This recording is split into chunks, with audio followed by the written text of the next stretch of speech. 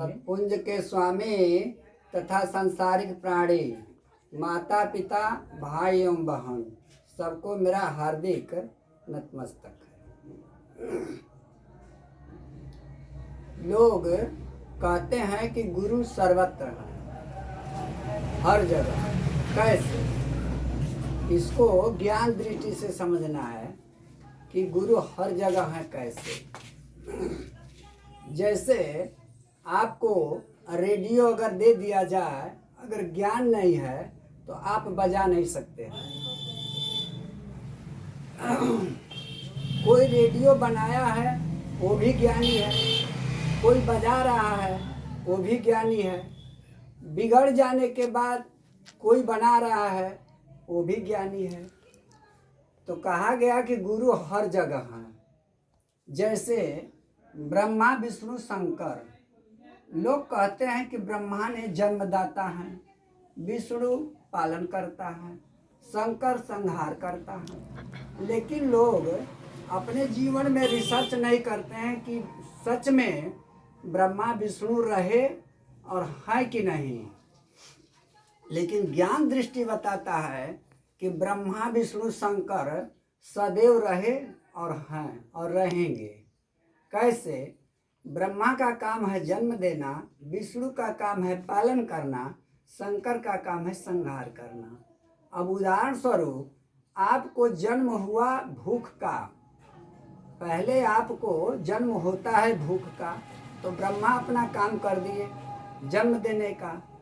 और रही सवाल विष्णु का काम, जैसे रोटी है 5, अगर 5 में 1 खाते हैं तो 1 का संहार होता है, लेकिन 1 के साथ आपके शरीर में पालन होता है।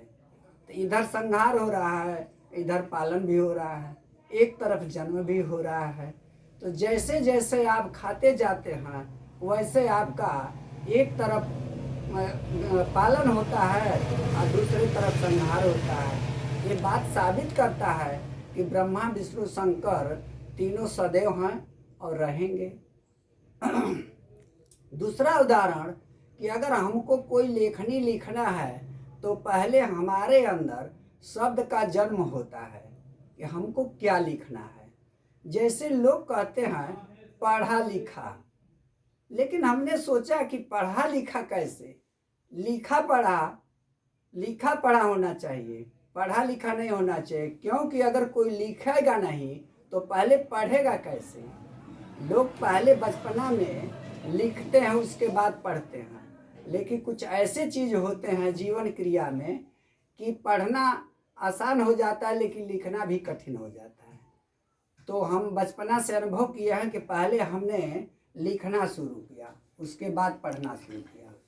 अब रही ज्ञान की बात कि ब्रह्मा विष्णु शंकर दूसरा मिसाल में कैसे?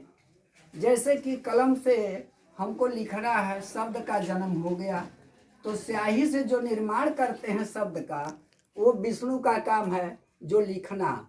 लेकिन उसमें से जो स्याही नष्ट होता है वो संहार होता है। ये साबित करता है कि ब्रह्मा विष्णु शंकर तीनों सदैव रहे और हैं और रहेंगे। अब रही सवाल कि आपकी ज्ञान की बात है कि कैसे उसको परखेंगे। क्योंकि संसार में सारे हर जगह ज्ञान है, बिखरा हुआ है, लेकिन आपके पास अगर बुद्धि है, ज्ञान है, आपके पास खोज है, तो आप कहीं भी खोज सकते हैं।